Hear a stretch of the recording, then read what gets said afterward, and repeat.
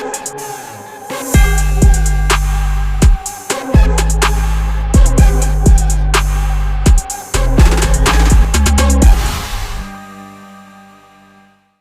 Stephen, for you got it done on both ends of the floor in your homecoming to OKC, a place where you spent 7 seasons. What was going through your head and your heart tonight for this return? Looking at all the fans that showed up to, no jokes. No, it was good. It was actually, it kind of messed me up a little bit when I tipped the ball, because I'm so used to seeing the OKC colors, and just like, I don't know, just a natural.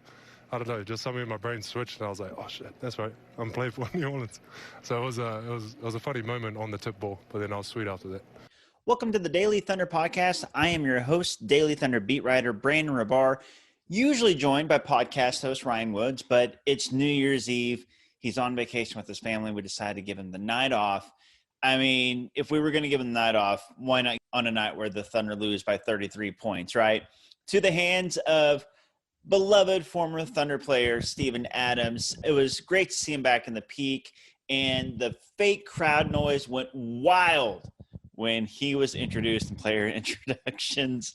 Obviously, it would have been nice for the peak to be filled to the brim with loud city fans. They would have lost their minds over Steven Adams, probably the second most beloved Thunder player of all time behind Russell Westbrook. Yes, I'm going to put him just a spot above Mr. Thunder, Nick Collison. I think that's how much the big Kiwi, Steven Adams, is loved. And if you're curious, you haven't seen the stats, Steven had a nice game in his, I won't call it a revenge game. You know, that's what they usually call it when a player is playing his former team. This isn't revenge. It's love both ways. Steven Adams still loves the Thunder organization. The Thunder organization and fans, of course, still love Steven Adams. But he did have himself a night. 14 points, 10 rebounds, got the double-double, 2 assists, 1 steal, 1 block, a plus 15 and plus minus, shot 7 of 13. And really, look, we've been spoiled as Thunder fans in this year of a rebuild. The first 3 games, they won a game off a game winner. They lost the next game off of a game loser, I guess I would call it. Shea missed the game winner against the Jazz in game 2. Then, of course, game 3 against the Magic was very close till the very end. So this was the first time the Thunder had been blown out. But even in this game, you know, it was close for the first half. And really when the starters were in, it was a ball game. It was competitive. But the bench, the young guys, the rookies got extended minutes, and that's really where the damage was done. If you look at the plus-minus, Dort was only a -1. He only played 17 minutes because he got in foul trouble. And then the second half, the bench played so much. Hill and Horford were both -7. But when you look at the bench, -22, -20, -20, -18, the bench is really what hurt the Thunder tonight. And that's going to be probably a consistent thing we see all season long. We were spoiled by the first 3 games. They were fun and competitive. This one, not so much. There's going to be nights like this. When you're rebuilding young team and you're giving a lot of minutes to rookies and young guys, you're going to see some blowouts here and there. And the Pelicans are a solid team. And the Thunder, I thought they generated nice shots. Mark Daigneault mentioned that in the post-game presser, and he's right. There were a lot of open looks. They just didn't have shots go down tonight. Shai Gilgeous-Alexander, for some reason, only took 10 shots. He was only 3 of 10 for 8 points. He didn't have the best night. Again, he got a lot of attention, the defensive attention that Shai got. They doubled him a lot, and they forced him to pass a lot. He had 4 rebounds, 4 assists, 2 steals, only 2 turnovers. Rough night for Shai, but I still would like to see him be more aggressive and take more shots. Although I say that, he really only took smart shots. So I like that he's not taking bad shots, but I would like to see him force the issue maybe a little bit. He's got to get more than 10 shots off when he's playing 29 minutes. But as for the rest of the game, look, there's not much to say here. This was a blowout. The Pelicans played really well. Brandon Ingram got ejected. Probably really shouldn't have.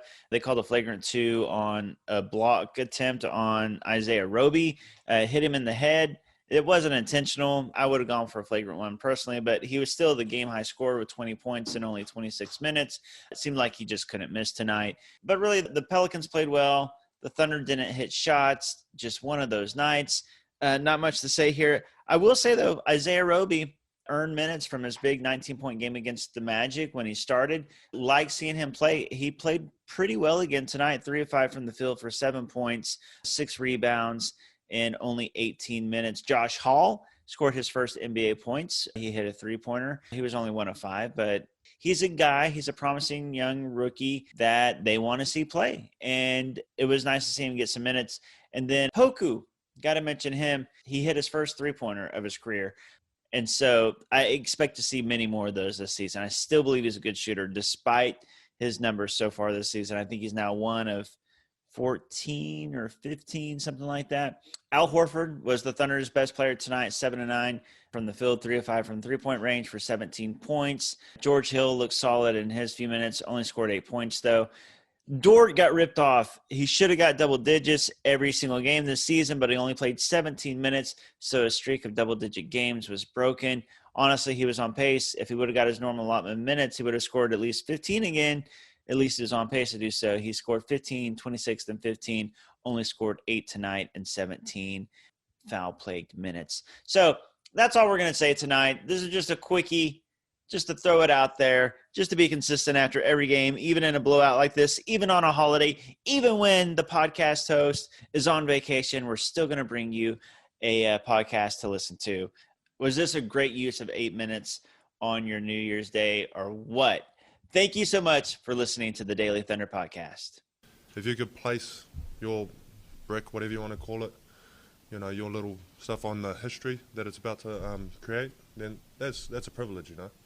That's just cool. So even if they did trade me, I don't know, it's obviously just a huge honor. And I know with every player that's played here, it's been a huge honor to just contribute to the history that Oklahoma's making. Because I think it is a very special organization. Small market, it's doing really, really well for itself, you know.